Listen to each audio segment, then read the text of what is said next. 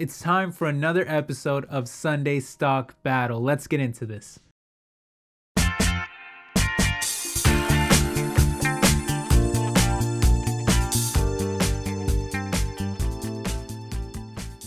What's up, everybody? My name is Ale and welcome to my world of stocks and welcome to Sunday Stock Battle. Now, this week I have a very special, highly requested matchup, and that's going to be JD.com versus Alibaba. It's going to be a fun one. Now, if you want to check out past episodes of Sunday Stock Battle, make sure you check out the playlist, which you can find up here down in the description or at the end of this video on a clickable card. Also, make sure you let me know if you have any suggestions for future matchups. I love looking at them and deciding based off of what you guys want to see. And don't forget to leave me a comment for Ali's World Consensus, letting me know which one of these two stocks you like the most, either JD.com or Alibaba. If you had to choose one as a long-term investment, which one would it be? In last week's episode, we looked at Home Depot versus Lowe's, and 12 of you subscribers voted, and Home Depot received 75% of the votes, while Lowe's only received 25%. So it sounds like you guys are more bullish on Home Depot stock rather than Lowe's. But back to JD versus Alibaba. Do want to give you guys a quick disclaimer. I am actually invested in Alibaba. It's a small position that I opened this year that I plan on adding to over time. So, I am a little biased. You can definitely use that in the comment section if you want to accuse me of being biased or anything. You absolutely have a right to, because I am actually invested in Alibaba. Having said that, all of my videos have some form of bias. I'm always giving my opinion, guys, so just kind of keep that in mind. And the way that we do this is we look at a lot of different categories, and then throughout those categories, I award a point to one of the two stocks. And yeah, a lot of times it's based on my opinion and a personal bias. Having said that, I can't cover every single thing about a corporation. In past episodes, I get comments saying, why didn't you talk about this? Why didn't you talk about this? These are giant corporations, guys, so I can't cover every single detail, but I do my best to cover the main points. Okay, starting with their businesses. Now, both are very similar in that they are both Chinese companies that are heavily tied to e-commerce or online shopping. Now, in my opinion, both companies can somewhat be referred to as the Amazon of China, depending on what specific part of their business you're looking at. But my opinion is that Alibaba is a little more diverse than that, and in many ways, I see them as an important component to the overall supply chain rather than a direct competitor to something like Amazon.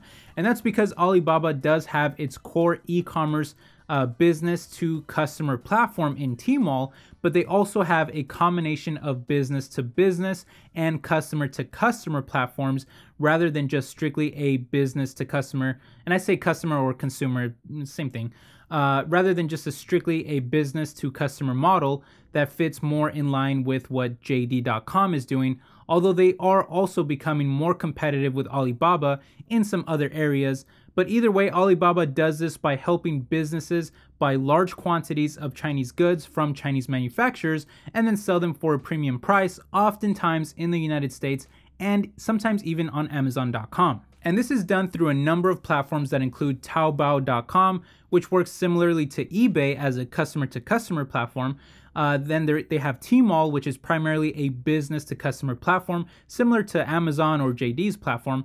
They have AliExpress, which I believe is also a business-to-customer platform that works globally. And I think it's also what Soulja Boy was using to sell those cheap gaming consoles for much higher prices. I don't know if you guys heard about that, but it's been in the news a lot lately. And then they also have Alibaba.com, which is more of their original business-to-business platform, but also offers other services as well. And then they have 1688.com, which is where a lot of goods are actually sourced from. And then they even have Alimama, which is like a marketing platform that helps merchants with online marketing. On top of that, Alibaba has an enormous and growing cloud platform in Alibaba Cloud, which grew by 90% year over year in their last quarter and is estimated to be the second largest cloud services provider in the Asia Pacific region, only behind Amazon, and they're the fourth largest in the world, only behind Amazon, Microsoft, and Google. That's a pretty good company to be involved in. And if all of that wasn't enough, Alibaba is also investing big in what they call new retail, where they upgrade brick and mortar stores with online shopping features and data analytics to help them survive in a growingly online retail world in exchange for integrating Alibaba services and giving them modest stakes in their companies. Having said all of that, you're probably thinking, okay, this guy is obviously way more bullish on Alibaba, But that's not true. I think JD.com is just as an impressive company that is doing amazing things as well. I just think that Alibaba is a little more diversified, but that's not taking into account the progress that JD has made in areas like online advertising and data analytics. Now, JD has really built up their website and supply chain to be one of the most advanced e-commerce platforms in the world. They use a combination of robots, artificial intelligence, big data, and machine learning to attract advertisers, attract merchants to use their logistics system, and to automate their supply chain as much as possible. Not to mention that they built the world's first fully automated warehouse in Shanghai and are already developing their own drones and automatic vehicles to make deliveries even in the hardest to reach areas of China. And they're not just great at reaching difficult areas, but they're also the most efficient or fastest to do so. All of this technology has led to them achieving rates of over 90% of orders being delivered by the same or next day, which they claim no other company can compete with.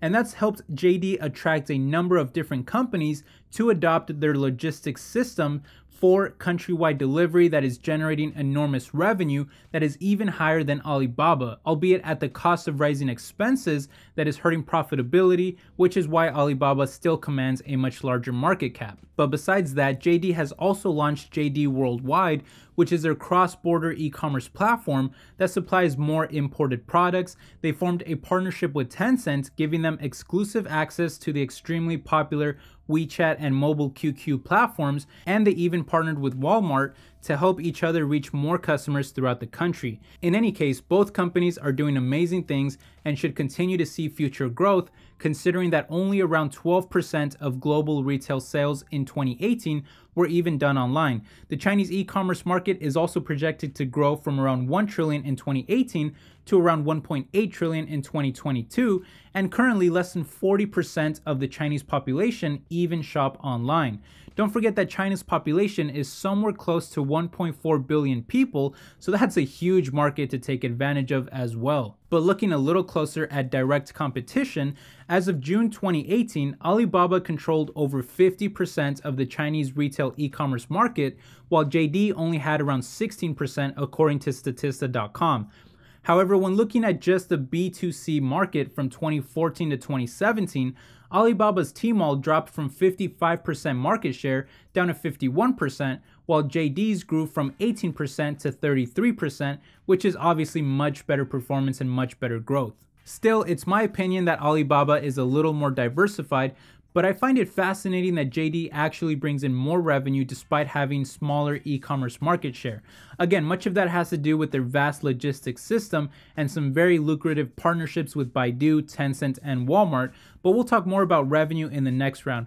For now, I'm going to give 1 point to each for their business and future potential, even though I somewhat like Alibaba a little bit more in terms of what they're doing, but I just feel that they both deserve recognition for some very impressive accomplishments. But moving on to sales, JD.com brought in more revenue every single year for the past 4 years and by double-digit billions of dollars in the past 3 years. However, growth is just as important, and here Alibaba was able to take the lead with higher revenue growth in the last 2 of the past 3 years and comes in with a higher 3-year average growth rate of over 50%, while JD is a little lower at 43%. Not to mention that in their last quarter, Alibaba grew their revenue by 54% year over year, while JD grew theirs by less than half of that at around 25%. So when looking strictly at sales performance, I feel that I have to give a tie once again, since both companies are very competitive and are seeing really strong performance. But that of course is just sales, so how does it translate to profitability and earnings? Well, when looking at net income, JD was actually negative in all 4 of their past 4 years, while Alibaba had positive net income by many billions of dollars. And when looking at growth, JD did have higher earnings growth in the last 2 years, but that doesn't count for much when the raw totals are so low and actually negative. Not to mention that Alibaba still has a higher 3-year average growth rate. And in their last quarter, Alibaba generated over $2 billion US dollars in free cash flow, while JD actually lost over $1 billion. So we'll give a point here to Alibaba for being more profitable and having higher earnings overall. And speaking of earnings, another important factor to look at is whether the companies are beating earnings expectations. So looking at EPS surprise for the past 4 quarters, Alibaba is the chart on top and JD is the one on the bottom. And you can see that both have been pretty volatile, with 3 of the last 4 quarters coming in negative for both companies. But JD takes it to a whole nother level, missing by 150%, then beating by almost 1,000%, then missing by over 1,000%, and then missing again in their latest quarter by 75%. Alibaba hasn't been anything to brag about, but at least their misses ranged from 5 to 17% at the most, and they actually beat estimates in their last quarter by 23%, so we'll give Baba another point here as well. Okay, and that brings us to their balance sheet. In their last quarter, JD reported around $5 billion in cash, $16 billion in current assets, and $31 billion in total assets. When looking at liabilities, they reported around $18 billion in current liabilities and $19 billion in total liabilities, giving them a current ratio of about 0.9 and a better total ratio of about 1.6. Alibaba, on the other hand, reported much higher cash of about $24 billion, current assets of about $35 billion, and total assets of around $120 billion.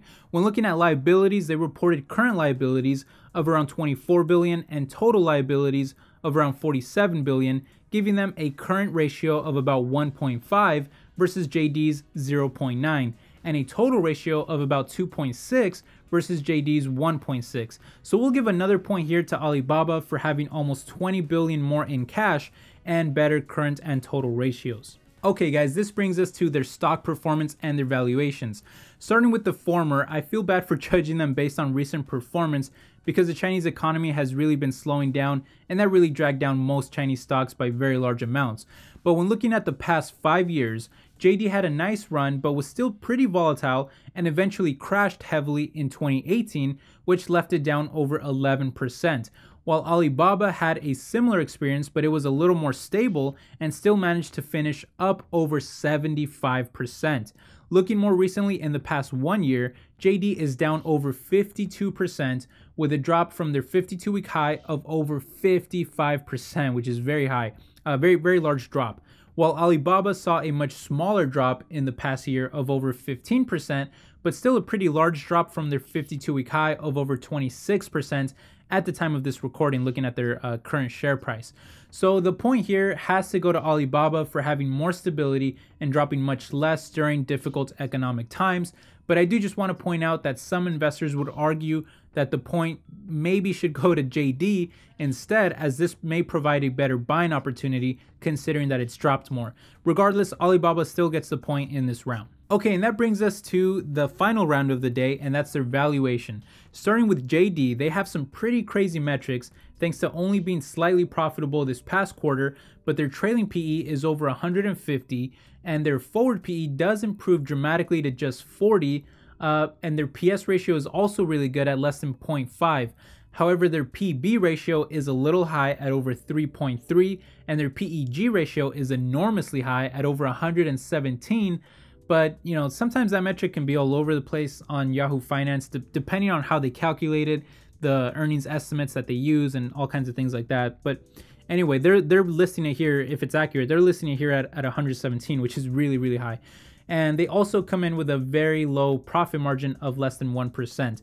Alibaba, on the other hand, has a much lower trailing PE of just 45 and a forward PE that is about half of JD at 23.